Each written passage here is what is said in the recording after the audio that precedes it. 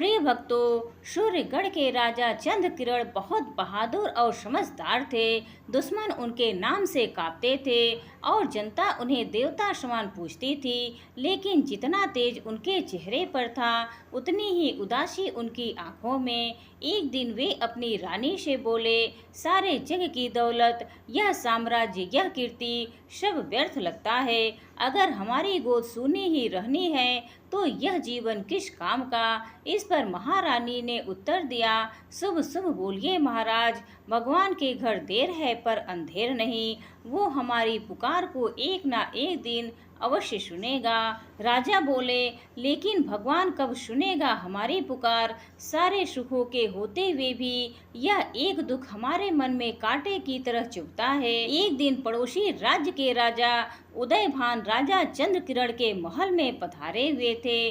वे बोले, क्या बात है मित्र, आप कुछ उदास दिखाई दे रहे हैं। आपकी उदासी का कारण क्या है। लेकिन राजा चंद्रकिरण ने उनकी बात का कोई उत्तर नहीं दिया और चुपचाप सिर झुका लिया। यह देख प्रधानमंत्री विश्वासदेव जो पास ही खड़े थे, राजा उदयभान से बोले, हमारे महाराज की उदासी का एकमात्र कारण यह है कि उनके यहाँ संतान नहीं है, इसीलिए इसी चिंता में रहते हैं। प्रधानमंत्री धर्मराज की यह बात सुनकर राजा उदयभान सोच में डूब गए। कुछ क्षणों के बाद वे बोले, मित्र, यदि आप आज्ञा दे तो मैं एक बात कहूँ।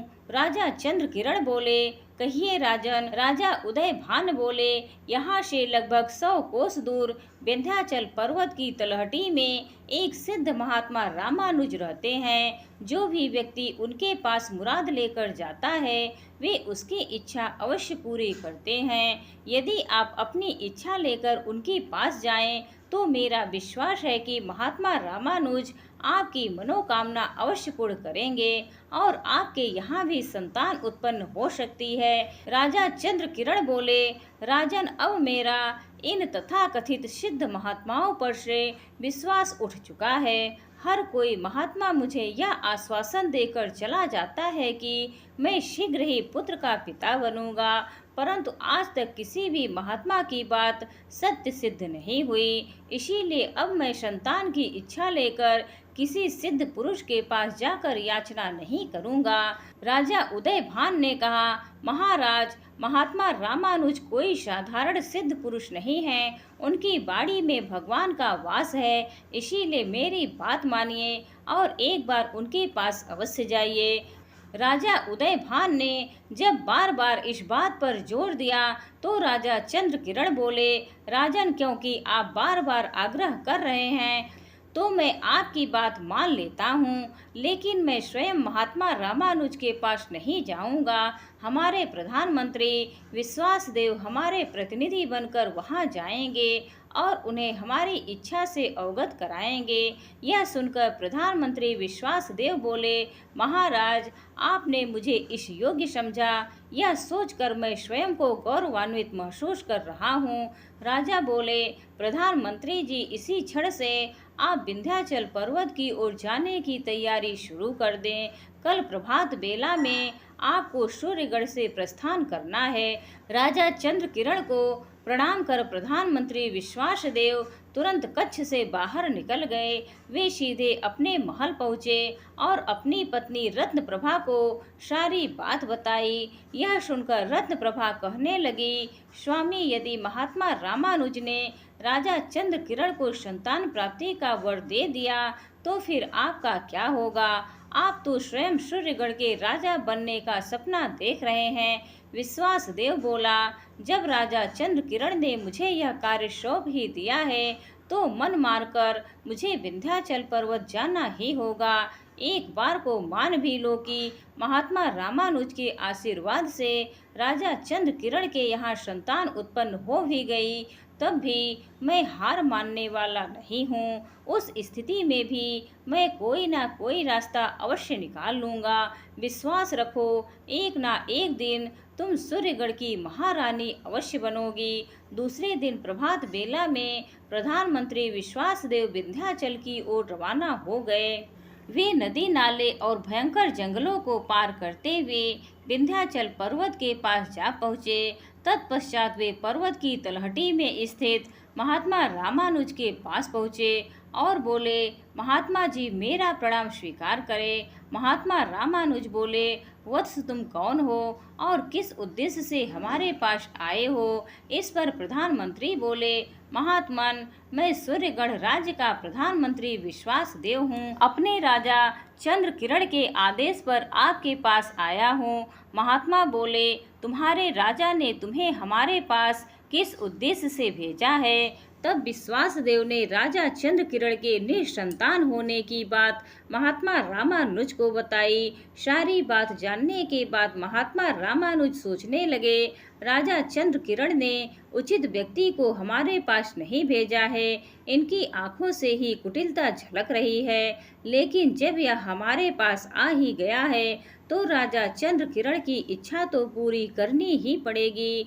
यह सोचकर उन्होंने विश्वासदेव से कहा, विश्वासदेव तुम्हारे राजा चंद्र किरण के यहाँ 1 वर्ष पश्चात एक पुत्र और एक पुत्री का जन्म होगा, परंतु इसके लिए चंद्र किरण की रानी को हमारा बताया हुआ उपाय करना होगा। उन्हें 3 माह तक लगातार सूर्य और चंद्रमा की उपासना करनी होगी। प्रातः काल सूर्य देव को 1 लोटा जल और रात्रि में चंद्रमा को 1 लोटा जल अर्घ्य के रूप में अर्पित करना होगा, तभी उनकी इच्छा पूर्ण होगी। विश्वासदेव बोला, ठीक है महात्मन, मैं राजा चंद्र किरण को यह सारी बातें बता दूंगा। महात्मा रामानुज को प्रणाम करके विश्वासदेव लौट पड़ा। सूर्यगढ़ पहुंचने पर वह सबसे पहले अपनी पत्नी रत्नप्रभा के पास गया और उसे सारी बात विस्तार से बताई। रत्नप्रभा कहने लगी, स्वामी आप राजा चंद्र किरण को महात्मा रामानुज की बातें मत बताइए। यदि आप ऐसा करेंगे तो रानी प्रेमलता सूर्य और चंद्रमा को अर्घ्य नहीं देगी और न ही उनकी इच्छा पूरी होगी। इस पर विश्वासदेव बोला, नहीं रत्नप्रभा, मैं तुम्हारी बात से सहमत नहीं हूँ। मैं पहले राजा चंद्र किरण पर अपनी कर्तव्य निष्ठा की छाप छोड़ना चाहता हूँ, फिर उचित अवसर देखकर ही अपनी चाल चलूंगा। तुम देखना, एक दिन राजा चंद्र किरण मेरे जाल में इस तरह फंसेगा कि वो लाख सिर पीटेगा पर कुछ ना कर सकेगा। इसके बाद विश्वासदेव राजा चंद्र किरण के पास पहुंचा। प्रधानमंत्री को देखते ही राजा बोले, प्रधानमंत्री जी क्या सूचना लाए हो? क्या महात्मा रामानुज से भेंट हुई? विश्वासदेव बोला, महाराज महात्मा रामानुज मुझसे मिले। उन्होंने कहा है कि 1 वर्ष पश्चात आपके यहाँ एक पुत्र और एक पुत्री का जन्म होगा। यह सुनकर राजा चंद्र किरण खुशी से उछल पड़े। क्या सचमुच उन्होंने ऐसा कहा है? प्रधानमंत्री बोला, हाँ महाराज, उन्होंने एक उपाय भी बताया है जिसे 3 माह तक महारानी प्रेमलता को पूर्ण श्रद्धा से करना होगा। राजा बोले, हमें वह उपाय जल्दी से बताइए। प्रधानमंत्री ने कहा, तो सुनिए महाराज। तब विश्वासदेव ने महात्मा रामानुज द्वारा बताया गया उपाय विस्तार पूर्वक राजा चंद्र किरण को बताया। सारी बात जानने के बाद राजा कहने लगे, प्रधानमंत्री जी, वैसे तो हमने अब साधु संतों की बातों पर विश्वास करना छोड़ दिया है, लेकिन इस बार हम अंतिम बार महात्मा रामानुज द्वारा बताया उपाय अवश्य आजमा कर देखेंगे। प्रधानमंत्री बोले, महाराज महात्मा रामानुज ने एक और उपाय भी बताया है, लेकिन उसे उन्होंने तब बताने के लिए कहा है जब रानी प्रेमलता गर्भवती हो जाएंगी। दूसरे ही दिन से रानी प्रेमलता ने सूर्य और चंद्रमा को जल अर्पित करना प्रारंभ कर दिया। ठीक 3 माह बाद रानी ने कहा, महाराज एक खुशखबरी है, आप पिता बनने वाले हैं। राजा बोले, ओह, इसका मतलब महात्मा रामानुज का कथन सत्य सिद्ध हुआ है। खुशी से झूमते हुए राजा चंद्र किरण ने तुरंत प्रधानमंत्री विश्वासदेव को बुलाया और बोले, प्रधानमंत्री जी, रानी प्रेमलता गर्भवती हो गई हैं। अब बताइए महात्मा रामानुज ने आगे और क्या बताया था? इस पर प्रधानमंत्री ने कहा, महाराज उनके कथन के अनुसार जब तक संतान का जन्म ना हो तब तक रानी प्रेमलता को एकांतवास में रहना होगा। राजा ने कहा, ओह, लेकिन रानी प्रेमलता को एकांतवास के लिए कहाँ भेजा जाए। प्रधानमंत्री बोले, महाराज, यह सेवक आपके किस दिन काम आएगा। निकुंज वन के एकांत में जो आपका महल है उसमें महारानी प्रेमलता 9 महीने के लिए रह सकती हैं। उनकी सेवा और मन बहलाने के लिए मैं अपनी पत्नी रत्नप्रभा को महारानी के साथ भेज सकता हूँ। राजा बोले, हाँ, यही ठीक रहेगा। हम भी यदा कदा निकुंजवन जाकर महारानी की कुशल क्षेम पूछ आया करेंगे। प्रधानमंत्री बोला, नहीं महाराज, ऐसा अनर्थ मत करिए। आपको तो 9 माह तक महारानी प्रेमलता का मुंह भी नहीं देखना है। मैं स्वयं निकुंजवन जाकर महारानी की कुशलता का समाचार ला दिया करूंगा। राजा ने कहा, ठीक है प्रधानमंत्री जी, संतान प्राप्ति के लिए हम महारानी का वियोग भी सहने को तैयार हैं। दूसरे ही दिन महारानी प्रेमलता विश्वास देव की पत्नी रत्नप्रभा को लेकर निकुंज वन के राजमहल में पहुंच गई। इस प्रकार धीरे धीरे 9 माह व्यतीत हो गए। उचित समय आने पर महारानी ने एक पुत्र और एक पुत्री को जन्म दिया। प्रसव के बाद महारानी स्वर्ग सिधार गई। प्रधानमंत्री की पत्नी रत्नप्रभा कहने लगी, स्वामी, महारानी प्रेमलता तो स्वर्ग सिधार गई, अब हम महाराज को क्या जवाब देंगे। प्रधानमंत्री कहने लगे, यह तो और भी अच्छा हुआ रत्नप्रभा, रास्ते का एक कांटा स्वयं ही हट गया। नन्ही राजकुमारी से तो हमें कोई खतरा नहीं है, इसीलिए मैं केवल नन्हे राजकुमार को ही टोकरी में रखकर सरयू नदी में फेंक आता हूँ। तब मैं राजा चंद्रकिरण को पत्नी की मृत्यु और पुत्री के जन्म की सूचना देने राजमहल जाऊंगा। विश्वास देव ने तुरंत ही नन्हे राजकुमार को मृत महारानी के बगल से उठाया और फिर उसे टोकरी में रखकर सरयू नदी की ओर चल पड़ा। सरयू नदी पर पहुंचकर उसने टोकरी को जल में छोड़ दिया और कहने लगा, जाओ मेरे नन्हे राजकुमार, मजे से इस टोकरी में लेटकर सारी दुनिया की सैर करो, तुम्हें कोई नहीं रोकेगा। तत्पश्चात विश्वास देव चंद्रकिरण के पास पहुंचा। उसे देखकर राजा कहने लगे, क्या बात है प्रधानमंत्री जी, तुम्हारा मुंह क्यों लटका हुआ है। प्रधानमंत्री बोला, महाराज, समाचार ही ऐसा है, महारानी जी एक कन्या को जन्म देकर स्वर्ग सिधार गई हैं। यह सुनकर राजा दुख भरे स्वर में बोले, यह तुम क्या कह रहे हो विश्वास देव, महात्मा रामानुज ने तो कहा था कि महारानी के एक पुत्र और एक पुत्री होगी। महारानी की मृत्यु की तो महात्मा रामानुज ने कोई भविष्यवाणी नहीं की थी, फिर यह सब कैसे हो गया। प्रधानमंत्री बोला, महाराज, कभी कभी होने के साथ साथ अनहोनी भी घट जाया करती है। जो होना था वह तो हो चुका है, अब धीरज रखकर महारानी जी के दाह संस्कार का प्रबंध कीजिए। राजा चंद्रकिरण ने दुखी हृदय से महारानी प्रेमलता का अंतिम संस्कार किया और सोचने लगे, महारानी, तुम हमें मझधार में छोड़कर चली गई हो, यह तुमने ठीक नहीं किया। महारानी प्रेमलता की मृत्यु के पश्चात राजा चंद्रकिरण उदास रहने लगे। जब भी वह नन्ही राजकुमारी की ओर देखते तो उन्हें कहते, बेटी, तू बड़ी ही बदकिस्मत है, तेरे पैदा होते ही तुझसे तेरी माँ की गोद छिन गई। हमने बच्चे अवश्य चाहे थे, लेकिन महारानी के जीवन की कीमत देकर नहीं। उधर टोकरी में लेटा राजकुमार रोते रोते सो गया था और लहरों के बहाव के साथ साथ टोकरी बहुत दूर पहुंच गई थी। उस नदी में पंडित शंकरानंद स्नान कर रहे थे। उन्होंने टोकरी को आते हुए देखा तो वे सोचने लगे, अरे वो क्या बहता हुआ आ रहा है, लगता है टोकरी में कुछ रखा हुआ है। जैसे ही टोकरी पंडित शंकरानंद के पास से गुजरी, उन्होंने देखा कि एक नवजात शिशु टोकरी में पड़ा हुआ है। वे सोचने लगे, किस नीच ने इस अबोध बच्चे को मौत से जूझने के लिए नदी में छोड़ दिया है। पंडित शंकरानंद ने झपट कर टोकरी में से नवजात शिशु को उठा लिया और वे सोचने लगे, क्यों ना मैं इस बच्चे को अपने घर ले जाऊं, शायद भगवान ने इसे हमारे लिए ही भेजा है। इस बच्चे को जब मैं कल्याणी की सूनी गोद में डालूंगा तो वह खुशी से बावली हो जाएगी। यह सोचकर पंडित शंकरानंद उस शिशु को अपने साथ लेकर अपनी झोपड़ी में पहुँचे। उनकी पत्नी कल्याणी ने आश्चर्य से पूछा, यह क्या, आप किसका बच्चा उठा लाए हैं? पंडित जी बोले, अब यह बच्चा हमारा है। ऐसा लगता है कि शंकर भगवान हमसे प्रसन्न होकर इसे हमारे पास भेज दिए हैं।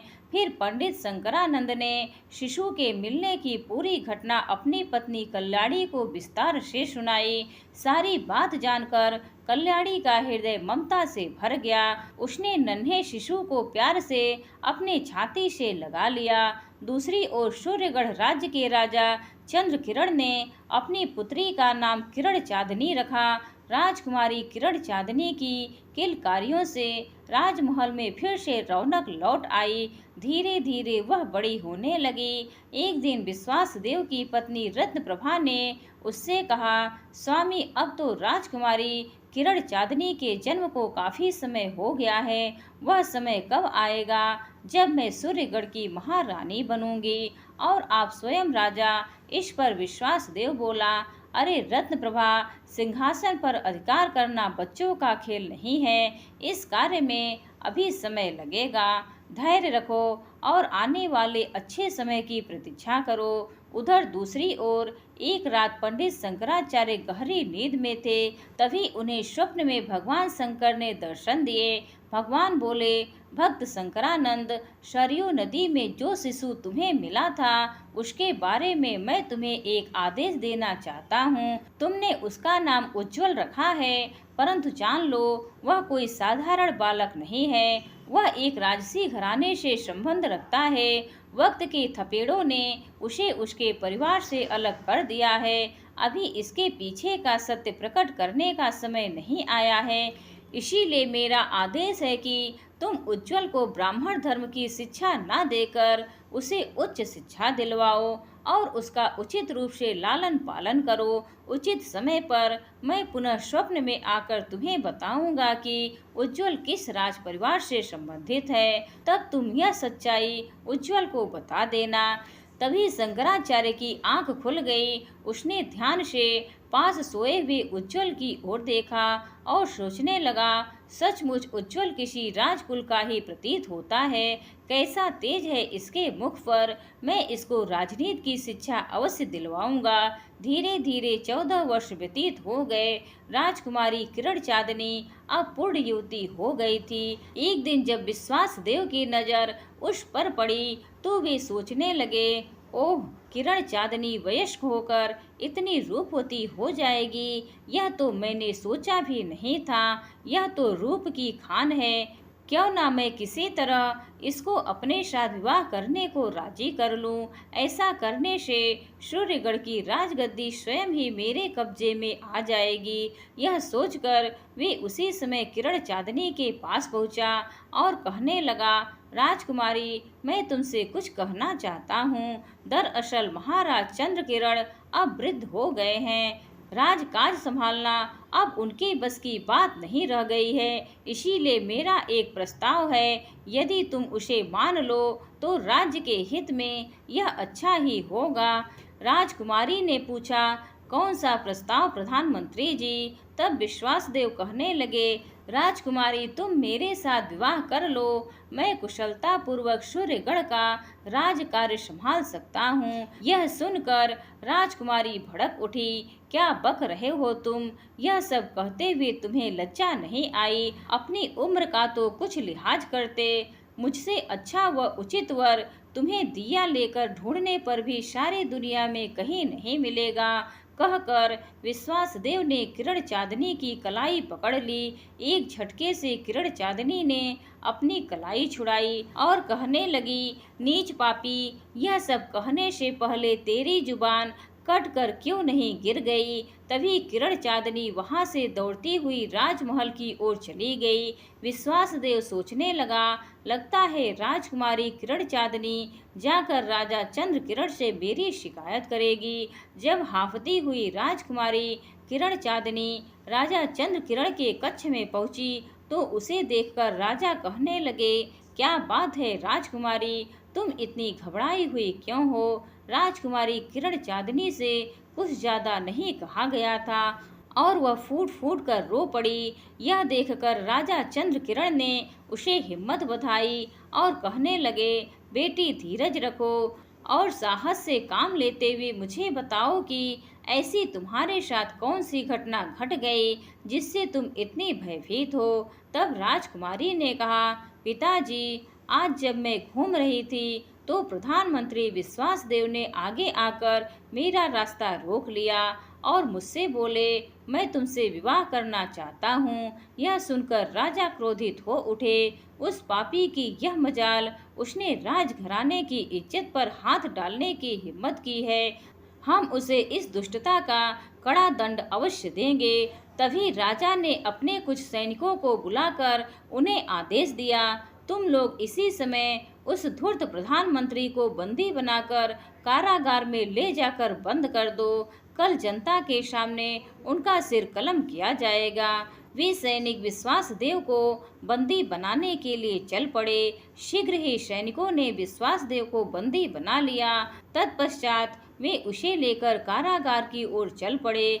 चलते चलते विश्वासदेव सोच रहा था, अगर मैंने यहाँ से भागने की कोई तरकीब नहीं सोची तो कल मेरी मृत्यु निश्चित है। मुझे कोई ना कोई उपाय अवश्य करना चाहिए। यह सोचकर उसने एक सैनिक की म्यान से तलवार खींच ली और उस सैनिक पर हमला कर दिया। सैनिक घायल होकर पृथ्वी पर जा गिरा। सभी सैनिक का ध्यान उस घायल सैनिक की ओर चला गया और विश्वासदेव वहां से भागने लगा।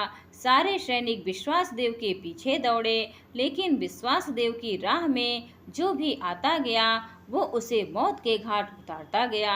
इस पर विश्वासदेव राजमहल से भाग निकला। उधर जब राजा चंद्रकिरण को विश्वासदेव के भागने का समाचार मिला तो वे कहने लगे, यह अच्छा नहीं हुआ। वे सांप का बच्चा कभी भी हमारे विरुद्ध फन उठा सकता है। उधर पंडित शंकराचार्य लोगों को मिठाई खिलाते हुए कहने लगे, लो भाइयों, मुंह मीठा करो। आज मेरा पुत्र उज्जवल राजनीति और युद्ध कौशल की शिक्षा पूरी करके घर वापस लौटा है।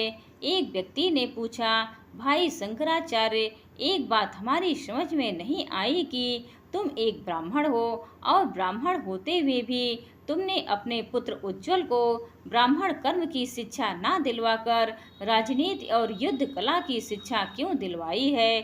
पंडित जी बोले, भाई प्रभु की ऐसी ही इच्छा थी, उन्होंने मुझे ऐसा ही आदेश दिया था।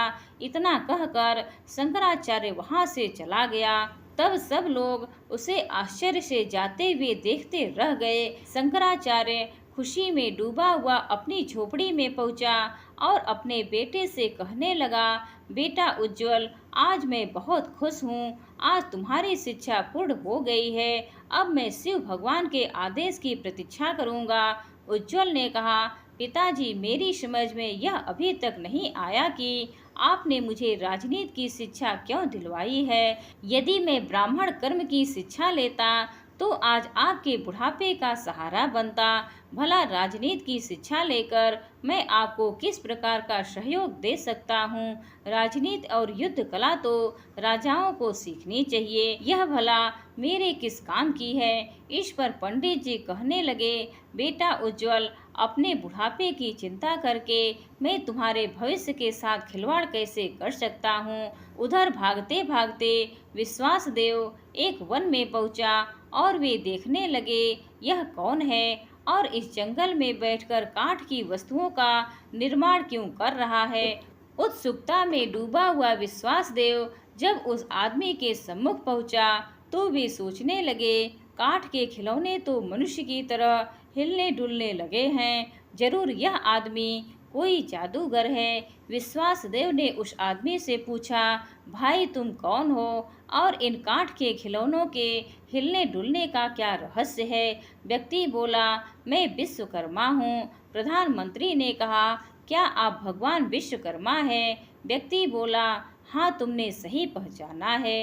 प्रधानमंत्री ने कहा, भगवान इन खिलौनों के हिलने डुलने का क्या रहस्य है। विश्वकर्मा बोले, खिलौने के अंदर मैंने विशेष प्रकार के यंत्र लगा रखे हैं, उन्हीं यंत्रों के सहयोग से आज्ञा देने पर यह खिलौने चलते फिरते हैं। यह सुनकर विश्वासदेव सोचने लगे, अगर भगवान विश्वकर्मा से मैं इन अद्भुत खिलौनों को बनाने की विद्या सीख लूं तो मैं बहुत लाभ में रहूंगा। इस विद्या के सहारे मैं राजकुमारी किरण चांदनी का अपहरण कर सकता हूँ। अतः उसने हाथ जोड़कर विश्वकर्मा से कहा, भगवान, मैं आपसे इस चलते फिरते खिलौने को बनाने वाली विद्या सीखना चाहता हूँ। विश्वकर्मा बोले, मैं तुम्हें यह विद्या सिखा तो दूंगा, पर सबसे पहले तुम्हें मुझे एक वचन देना होगा कि मुझसे खिलौनों की विद्या सीखने के पश्चात तुम कभी भी उस विद्या का दुरुपयोग नहीं करोगे। विश्वासदेव ने कहा, ठीक है भगवान, मैं इस बात का वचन देता हूँ। विश्वकर्मा ने कहा, ध्यान रहे विश्वासदेव, अगर तुम वचन भंग करोगे तो तुम बहुत पछताओगे। विश्वासदेव ने कहा, ठीक है भगवान। भगवान विश्वकर्मा बोले, तो आओ मैं तुम्हें कल पुर्जों से चलने वाले खिलौने बनाने की विद्या सिखा देता हूँ। तब विश्वकर्मा ने विश्वासदेव को खिलौनों का निर्माण करना सिखाना प्रारंभ कर दिया। विश्वासदेव को सारी विद्या सिखाने के पश्चात भगवान विश्वकर्मा वहां से अंतर ध्यान हो गए। उनके साथ ही चलते फिरते खिलौने भी अदृश्य हो गए। विश्वकर्मा के जाने के बाद विश्वासदेव सोचने लगा, इस विद्या से मुझे एक उड़न खटोले का निर्माण करना चाहिए। उस उड़न खटोले में बैठकर मैं सूर्यगढ़ जाऊंगा और उड़न खटोले में राजकुमारी किरण चांदनी को उठा लाऊंगा। यह सोचकर विश्वासदेव ने आसपास से सूखी लकड़ियां इकट्ठा की और तुरंत ही उड़न खटोले के निर्माण में जुट गया। कुछ दिनों की कड़ी मेहनत के बाद विश्वासदेव ने उड़न खटोला तैयार कर लिया। अगले दिन सुबह ही विश्वासदेव उड़न खटोले को लेकर सूर्यगढ़ की ओर चल पड़ा। जैसे ही उड़ता हुआ उड़न खटोला राजकुमारी किरण चांदनी के पास से गुजरा, विश्वासदेव ने राजकुमारी का हाथ पकड़कर उसे उड़न खटोले में बिठा लिया। तत्पश्चात उड़न खटोला ऊपर उड़ गया। यह देखकर महाराज घबरा कर चिल्लाए, ओह राजकुमारी को यह कौन उठाकर ले गया। ऊपर उड़न खटोले में उड़ता हुआ विश्वासदेव अट्टहास करता हुआ बोला, बूढ़े चंद्र किरण, मैं तेरी राजकुमारी को लेकर जा रहा हूँ। हिम्मत हो तो अब मुझे रोक कर दिखा। राजा बोले, ओह तो यह तू है चांडाल, राजकुमारी को छोड़ दे वरना इसका अंजाम बहुत बुरा होगा। विश्वासदेव बोला, अरे बुढ़े, अब तेरे बस में कुछ भी नहीं है। मैं किरण चांदनी को लेकर जा रहा हूँ और इसे अपनी पत्नी बनाकर ही सूर्यगढ़ में वापस लौटूंगा। तब तुझे हर हालत में सूर्यगढ़ की राजगद्दी मुझे सौंपनी पड़ेगी। राजकुमारी बोली, पिताजी मुझे इस दुष्ट के चंगुल से छुड़ाओ। राजा ने कहा, बेटी तू फिक्र मत कर, यह दुष्ट तेरा कुछ नहीं बिगाड़ सकेगा। चंद्र किरण का इतना कहना ही था कि उड़न खटोला विद्युत गति से वहां से दूर उड़ चला। राजा चंद्र किरण चीखता चिल्लाता ही रह गया और उड़न खटोला शीघ्र ही उसकी दृष्टि से ओझल हो गया। उड़न खटोला उड़ता हुआ दूर नील वन में पहुंचा। वहां उसे एक महल दिखाई दिया, जिसे देखकर वह सोचने लगा, आश्चर्य है, इस वीरान जंगल में यह राजमहल किसका है। मुझे इस महल में जाकर देखना चाहिए। उड़न खटोला राजमहल के द्वार पर जा उतरा।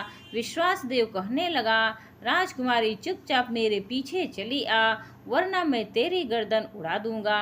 भय से कांपती हुई किरण चांदनी चुपचाप उसके साथ चलने लगी। राजमहल के द्वार पर तो कोई पहरेदार भी नहीं था। यह कैसा राजमहल है। विश्वासदेव ने कहा। आगे बढ़कर जैसे ही मुख्य द्वार पर हाथ रखा, द्वार तो अपने आप ही खुल गया।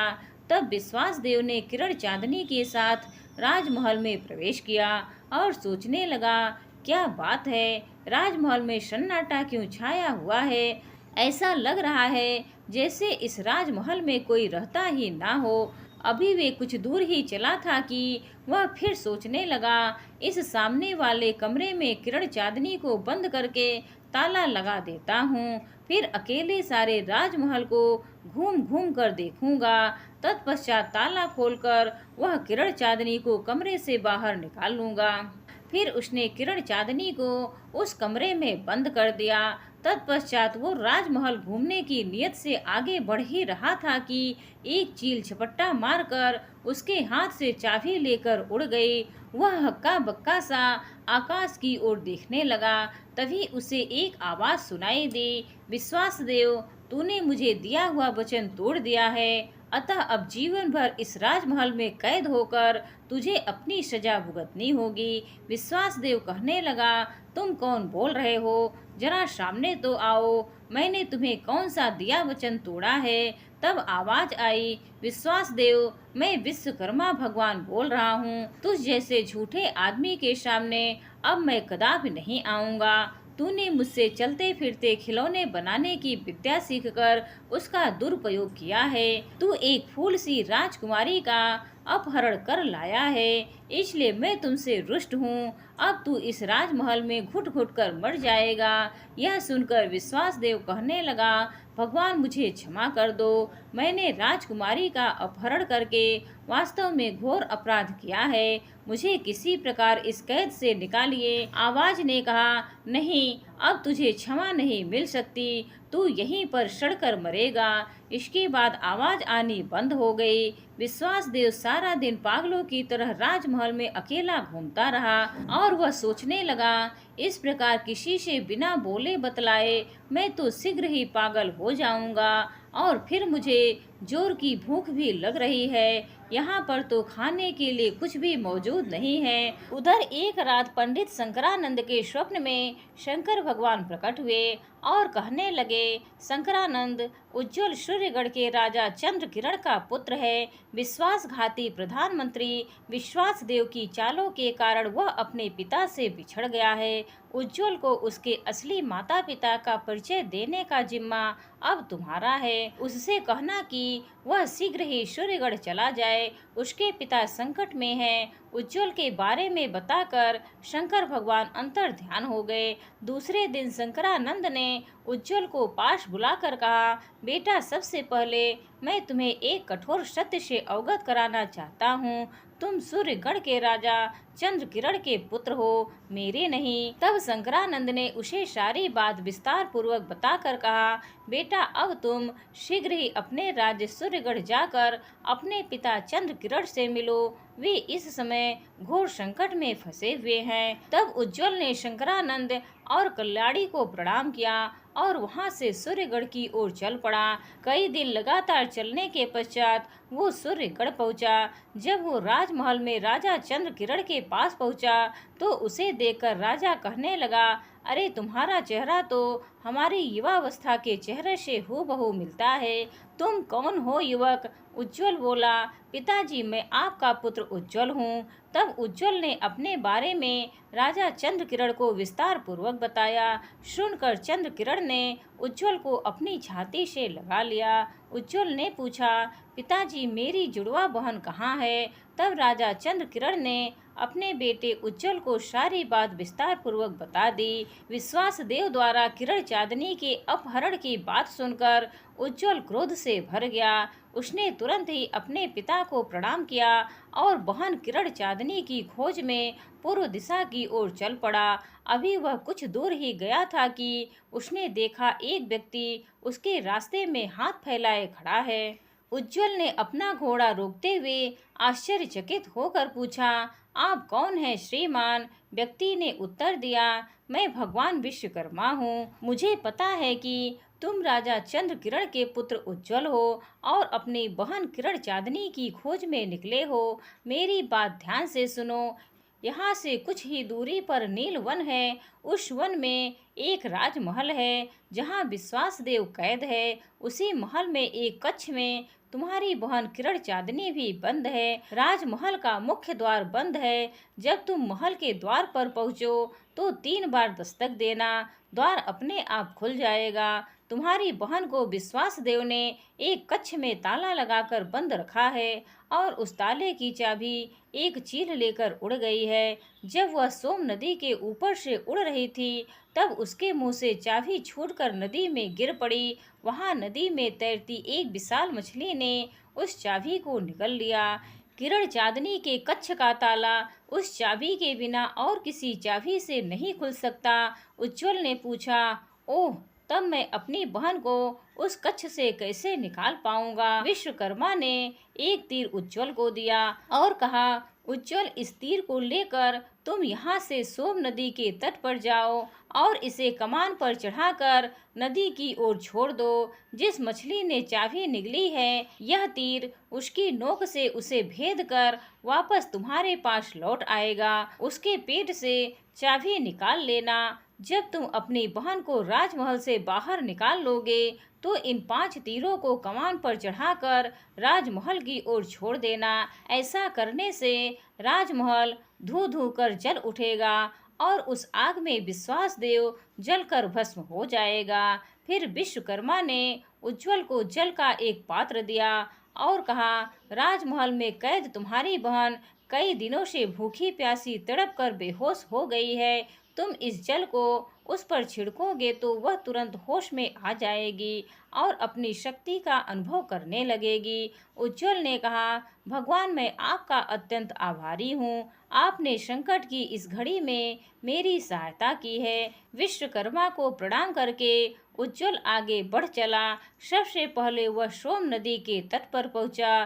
फिर उसने विश्वकर्मा द्वारा दिया हुआ तीर कमान पर चढ़ाकर नदी की ओर छोड़ दिया। तीर पानी में तैरती हुई उस मछली के पेट में गड़ गया जिसने चाबी निगली थी। कुछ ही क्षण बाद तीर वापस उज्ज्वल के पास आकर गिरा। उज्ज्वल ने तुरंत तलवार से मछली का पेट फाड़ दिया और चाबी लेकर नीलवन की ओर चल पड़ा।